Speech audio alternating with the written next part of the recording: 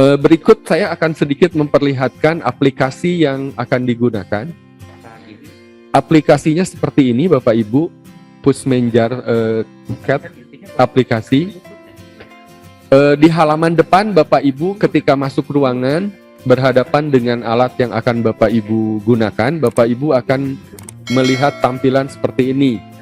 Di sini harus memasukkan username dan password. Username dan password ini Bapak Ibu akan mendapatkannya dari panitia tempat ujian. Sebelum Bapak Ibu masuk ruangan, Bapak Ibu akan mendapatkan kartu peserta. Di kartu itu nanti Bapak Ibu akan mendapatkan username dan password.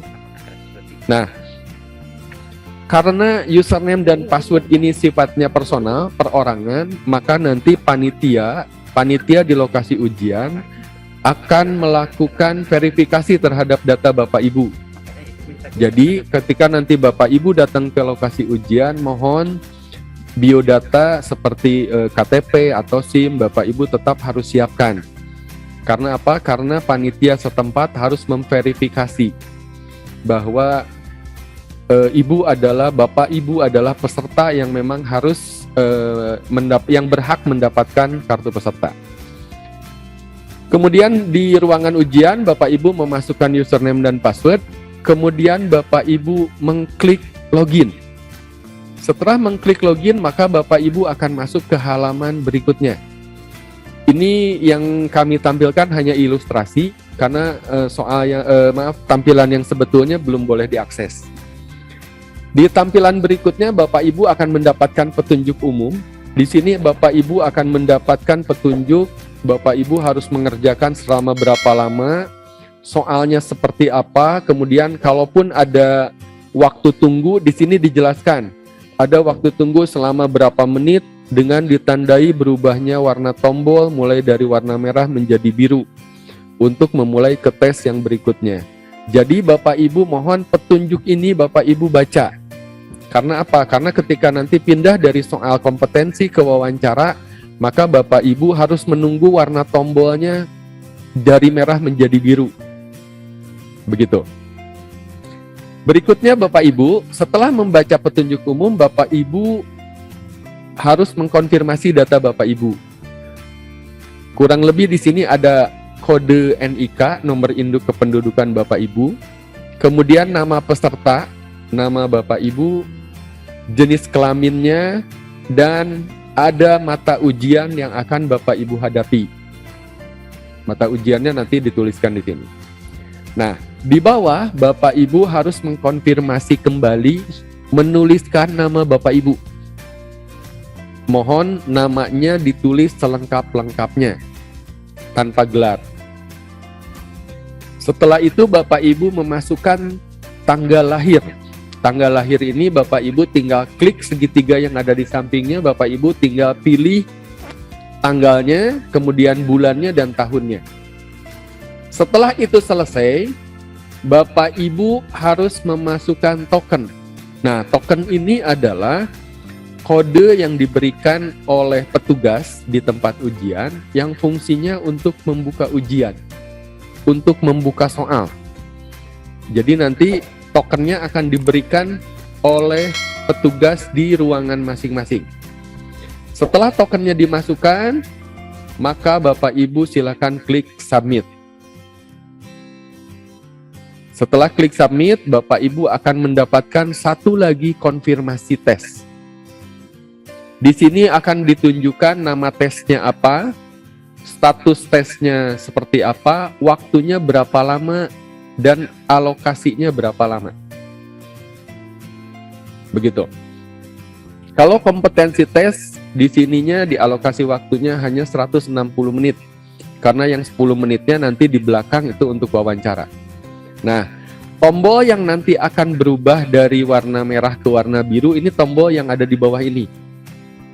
Jadi nanti setiap Bapak Ibu pindah dari tes kompetensi ke wawancara, nanti tombol mulainya akan berwarna merah.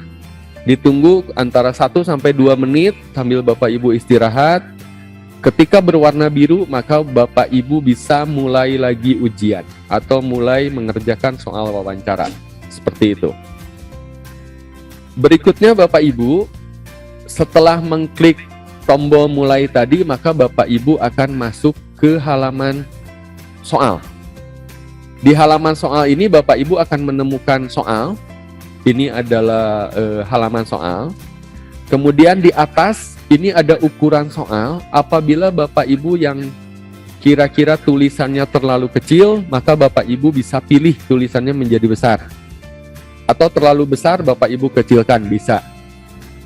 Di sebelah kanan atas, di sini ada identitas Bapak Ibu. Ada nama Bapak Ibu, berikut di sini ada tombol logout. Apa fungsinya tombol logout? Jadi Bapak Ibu, ketika Bapak Ibu mengklik mulai, maka waktu yang ada di sini akan mulai menghitung.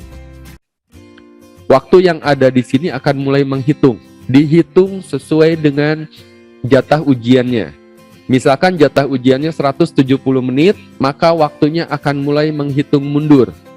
Nah, apabila Bapak Ibu terpaksa harus ke toilet dan waktu ini berjalan terus, maka Bapak Ibu diperkenankan dengan seizin petugas, Bapak Ibu mengklik tombol logout. Kenapa mengklik tombol logout? Supaya waktunya tidak berkurang. Ya, tombol logout ini Bapak Ibu hanya keluar dari aplikasi, bukan menghentikan ujian. Bapak Ibu hanya keluar dari aplikasi, waktunya berhenti. Nah, tombol logout ini bukan tombol selesai Bapak Ibu ya. Tombol logout ini bukan tombol selesai. Jadi tombol logout ini apabila Bapak Ibu harus ke toilet atau ada gangguan yang terjadi, nanti akan diarahkan oleh petugas yang ada di ruangan. Kemudian Bapak Ibu, di sini Bapak Ibu ada soal dan ada pilihan jawaban. Bapak Ibu tinggal klik saja di pilihan A, B, C, D, E ini. Atau Bapak Ibu bisa memilih jawaban dengan menggunakan tombol keyboard. Bapak Ibu kalau pilih A tinggal pijit tombol A, pilih B tinggal pijit tombol B, seperti itu. Di bagian bawah Bapak Ibu bisa masuk ke soal sebelumnya atau ke soal selanjutnya, atau apabila Bapak Ibu ragu-ragu, maka Bapak Ibu bisa mencentang tombol ragu-ragu yang ada di sini. Nah, di sudut kanan ini ada daftar soal. Apabila daftar soal ini Bapak Ibu klik, maka tampilannya akan keluar seperti ini. Tampilannya akan keluar seperti ini tampilannya. Ada nomor soal yang akan Bapak Ibu dapatkan. Di sini nomor soalnya 49. Di sini warnanya biru. Warna biru itu artinya soal ini sedang Bapak Ibu kerjakan. Nah, untuk yang nomor 48 ini warnanya hitam. Warna hitam itu artinya soal tersebut sudah dijawab. Berikut jawabannya ada di lingkaran atas. Jawabannya ada di lingkaran atas. Nah, untuk yang Bapak Ibu mengklik ragu-ragu, maka warnanya akan jadi kuning. Biar jadi perhatian Bapak Ibu. Mau dijawab dulu silakan, nanti akan muncul. Tidak dijawab tidak masalah, tapi warnanya akan jadi kuning. Sehingga nanti ketika Bapak Ibu sudah selesai, Bapak Ibu bisa review apakah masih ada jawaban yang ragu-ragu atau tidak. Nah, itu fungsinya tombol daftar soal yang ada di kanan. Nah, Bapak Ibu apabila sudah selesai mengerjakan, maka Bapak Ibu harus ke soal nomor terakhir. Di soal nomor terakhir, Bapak Ibu, ini agak kurang jelas. Tombol soal selanjutnya ini sudah berganti jadi tombol tes selesai. Jadi insya Allah aplikasi ini sangat aman. Tidak akan ada Bapak Ibu yang baru mengerjakan soal kemudian langsung klik selesai gitu. Kenapa? Karena klik tes selesainya ada di nomor 50. Kemudian setelah klik selesai di nomor 50 ini maaf bukan 50, soal terakhir, karena soalnya nanti sangat banyak. Di soal terakhir akan ada tombol klik selesai, maka keluar konfirmasi tes. Setelah konfirmasi tes, Bapak Ibu yakin sudah selesai, maka dicentang. Kalau Bapak Ibu ragu, klik tidak, maka balik lagi ke soal. Kalau dicentang dan klik selesai, maka Bapak Ibu akan mendapat konfirmasi kedua. Jadi ini konfirmasinya berulang. Maksudnya apa? Maksudnya meyakinkan bahwa Bapak Ibu betul-betul yakin sudah selesai. Konfirmasi pertama yang tadi, yang ini dicentang dan klik selesai. Konfirmasi kedua di sini diyakinkan lagi. Terima kasih telah berpartisipasi. Silakan klik tombol selesai untuk mengakhiri tes atau klik tombol kembali. Jadi Bapak Ibu betul-betul harus yakin. Nah, setelah klik selesai maka akan muncul halaman terakhir yang menyatakan Bapak Ibu sudah selesai ujian, tinggal Bapak Ibu klik logout. Nah, ketika logout maka tampilannya akan seperti halaman yang pertama tadi Bapak Ibu, yang ada username dan password. Begitu.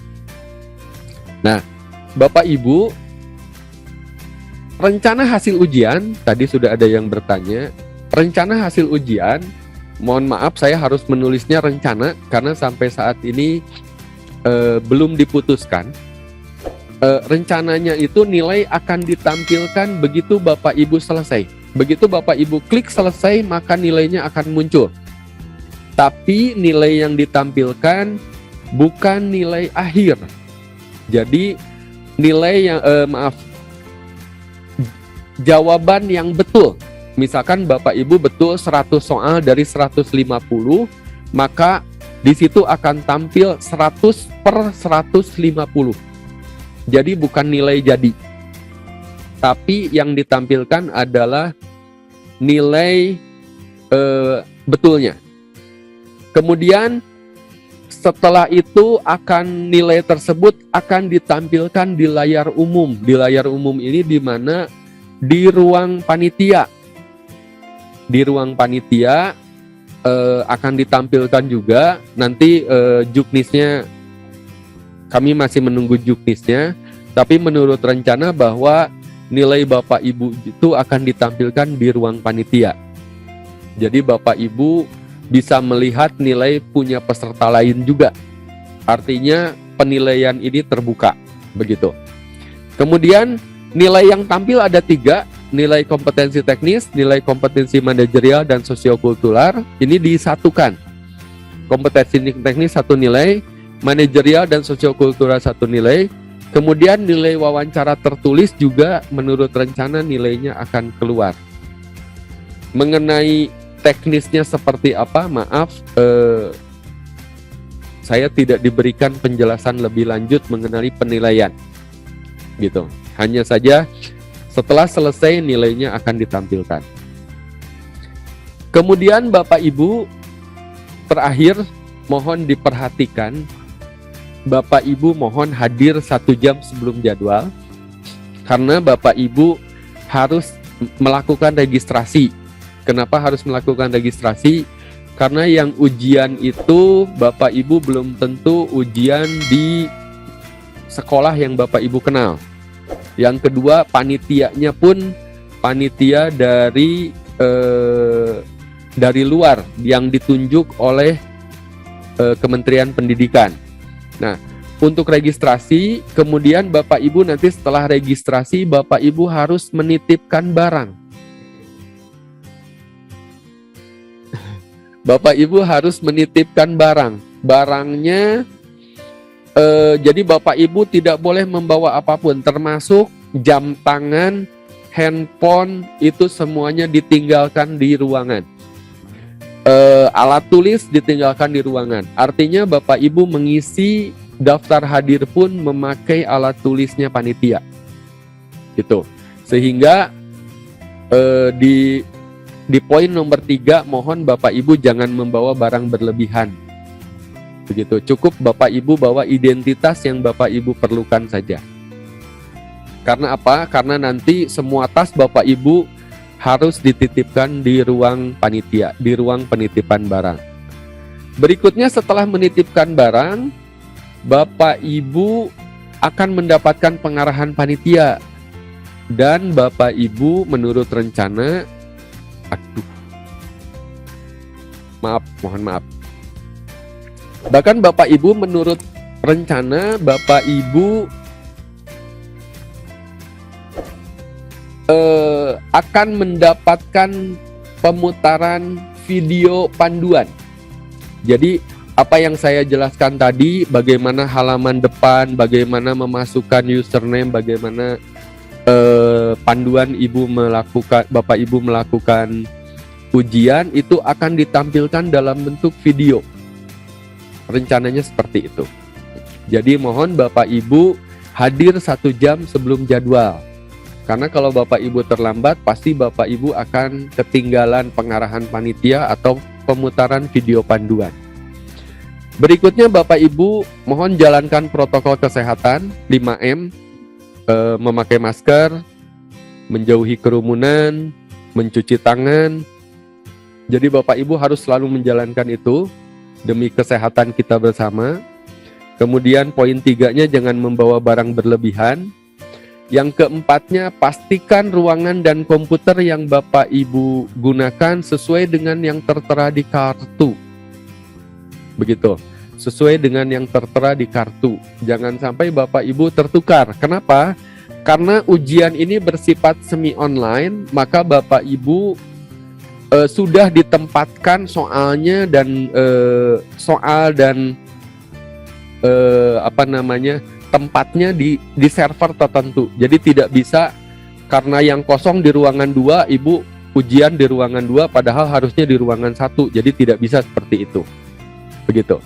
Dan yang terakhir, saran Bapak Ibu membawa tisu basah sekali pakai karena nanti mouse dan keyboardnya akan dipakai oleh banyak orang.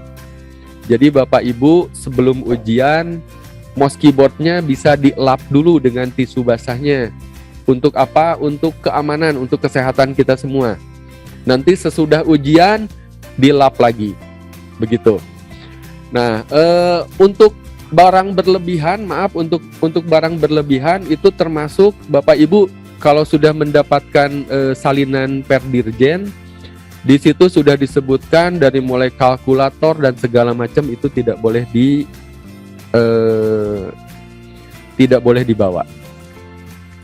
Begitu Bapak Ibu yang bisa saya sampaikan. Mudah-mudahan Bapak Ibu bisa sukses menghadapi ujian dengan CAT UNBK ini, tetap sehat dan diberikan kelancaran. Demikian yang bisa saya sampaikan. Assalamualaikum warahmatullahi wabarakatuh. Warahmatullahi wabarakatuh. Terima kasih Pak.